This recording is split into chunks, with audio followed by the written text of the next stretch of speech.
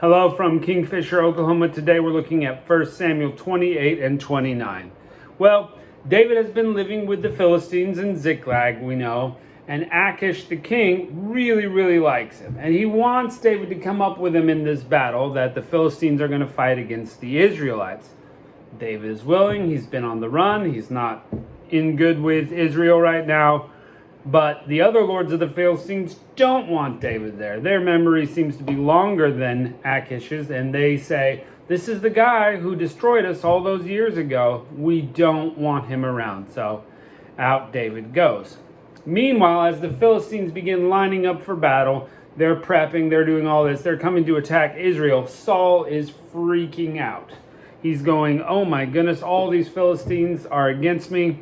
So he does what he should do, and that is go seek God. Well, to be fair, Saul should have done it a long time ago.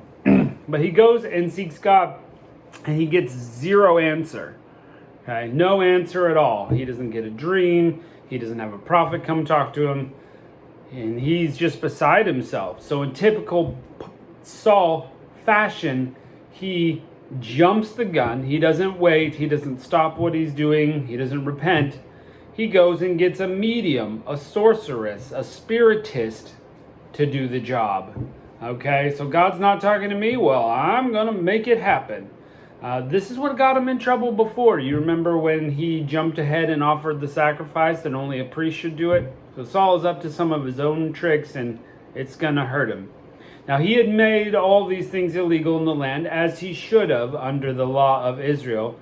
That the mediums, the spiritists, palm readers, they should have all been killed in Israel. That's not acceptable. There's only one God, and that's who we're going to serve. So Saul made that illegal, but he goes and finds one anyway, and he says, "Don't worry about me. Tell me what to do." So she calls up, whether it's the image, the spirit, whatever it is of Samuel. Here he comes, an old man coming up, and Saul, who had been in hiding with this lady, she didn't know who he was. Suddenly she's like, oh my goodness, you're really Saul. He's like, don't worry about it. I really want to know. Let me talk to Samuel. So his stress wins the day for him, though he loses eventually, right? Samuel talks to Saul. And Samuel says, look, Saul, God's rejected you completely. That's why he won't talk to you. And now I've got a new message for you. The kingdom is going to be torn out of your hand and given to David. We already kind of knew that was going to happen. But today, when you go up in battle against the Philistines, you're going to die and your sons are going to die. Saul collapses on the spot. Hard to rouse. Samuel goes away, and just difficult news for Saul. But he's earned this, right? All of his choices at critical times have been against God. Why should he believe that God is for him? Now, same is true in our life. When we build our life on Christ and we do the things he asks, we receive those solid blessings. We might have things go wrong, but we are in such a different place than someone who is building their life on their own rash decisions and then expecting when something goes wrong that God is somehow going to rescue them. Sometimes we pay our consequences, and that's what Saul's finally doing here. So let's jump into it. Chapter 28. It came to pass in those days that the Philistines gathered their armies together for warfare, to fight with Israel. And Achish said unto David, know thou assuredly that thou shalt go out with me to battle, thou and thy men. And David said to Achish, surely thou shalt know what thy servant can do. And Achish said to David, therefore will I make thee keeper of mine head forever. So he's going to be like bodyguard, and his men are tough, so it seems like a good arrangement. Now Samuel was dead, and all Israel lamented him, and buried him in Ramah, even his own city. And Saul had put away those that had familiar spirits and the wizards out of the land. Familiar is like a medium, a spiritist. And the Philistines gathered themselves together and pitched in Shunem. And Saul gathered all Israel together, and they pitched in Gilboa. And when Saul saw the host of the Philistines, he was afraid, and his heart greatly trembled. And then Saul inquired of the Lord. The Lord answered him not, neither by dreams, nor by Urim and Thummim, right? Nor by the prophets. And then Saul said unto the servants, Seek me a woman that has a familiar spirit, that I may go to her and inquire of her. And his servant said, Behold, there is a woman that hath the familiar spirits at Endor. I can't help it, but I always think of Star Wars at that point, Endor. But this is a city. And Saul disguised himself and put on other raiment. And he went, and 2 men with him. And they came to the woman by night. And he said, I pray thee, divine unto me by familiar spirit, and bring him up, whom I shall name unto thee. The woman said to him, Behold, thou knowest that Saul hath done, how he cut off all who have familiar spirits, and wizards out of the land. Wherefore then thou layest a snare in my life to cause me to die. And Saul sware by her unto the Lord's name, saying, As the Lord liveth, there shall be no punishment happen to thee for this thing. This is a weird thing to do. Okay, he's going strictly against what God would want, but he swears in the name of the Lord. Listen, all the people who say they're for God, not necessarily true. Okay, all the people who swear to God, what is it that they're doing, right? Okay. Then the woman said, Whom shall I bring up to thee? And he said, Bring up Samuel. And when the woman saw Samuel, she cried out with a loud voice. And the woman spake unto Saul and said, Why hast thou deceived me? For thou art Saul.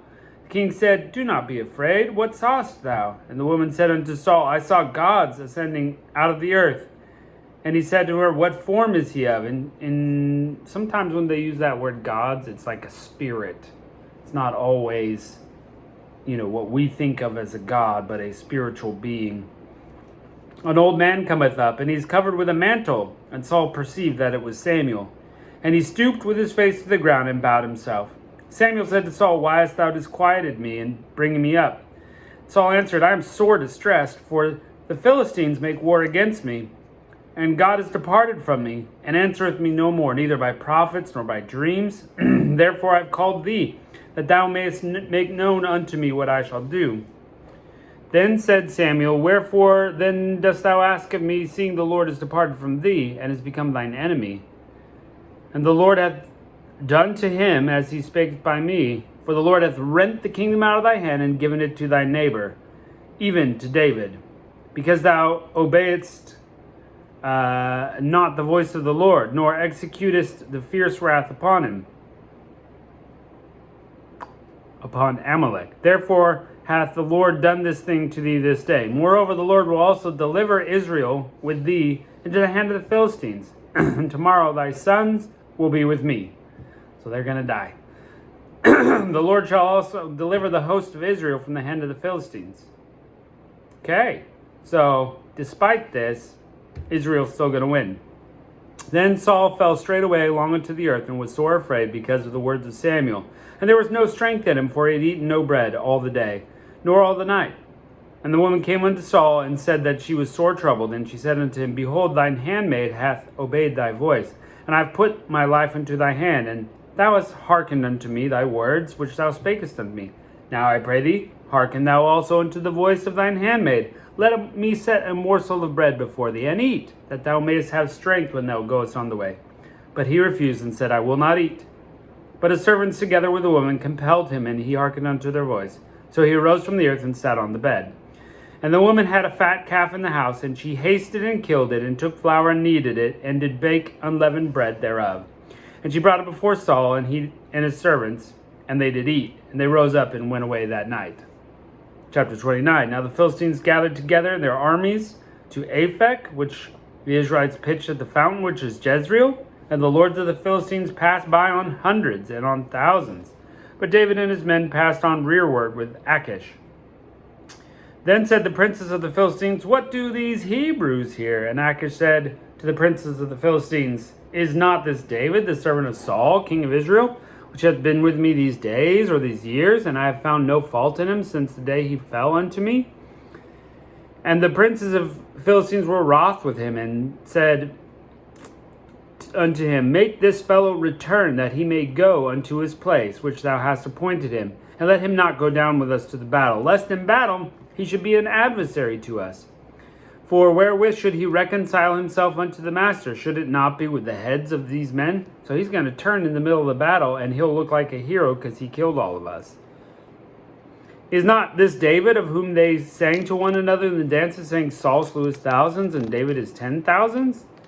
Then Achish called David and said, Surely as the Lord liveth, thou hast been upright, and thy going out and thy coming in has been in the host is good in my sight. For I have not found evil with thee until the day of thy coming unto this day. Nevertheless, the Lord's favor thee not. Wherefore now return and go in peace, and that thou displease not the lords of the Philistines. And David said unto Achish, But what have I done? And what have thou found? And what hast thou found in thy servant so long as I have been with thee to this day, that I may not go and fight with the enemies of my lord the king? And Achish answered and said unto David, I know thou art good in my sight, as an angel of God. Notwithstanding, the princes of the Philistines said, He will not go up to battle with us. Wherefore now rise up early in the morning, and thy master's servants that are come with thee, and as soon as ye be up early in the morning, depart. So David and his men rose up early to depart in the morning in the land of the Philistines, and the Philistines went up to Jezreel. Now one thing is that God has now saved David from fighting against his countrymen. Remember, he is gonna be king. He will be. So could you imagine that on your record? Kind of like the Nabal incident where he didn't slaughter all these people. God kept him from that. God's going to keep him from killing his own countrymen. Well, it's a great story so far, but we know Saul's going to die. His sons are going to die. David's going to become king, but it's not going to go quite how you think. So, join us next time. Catch you later.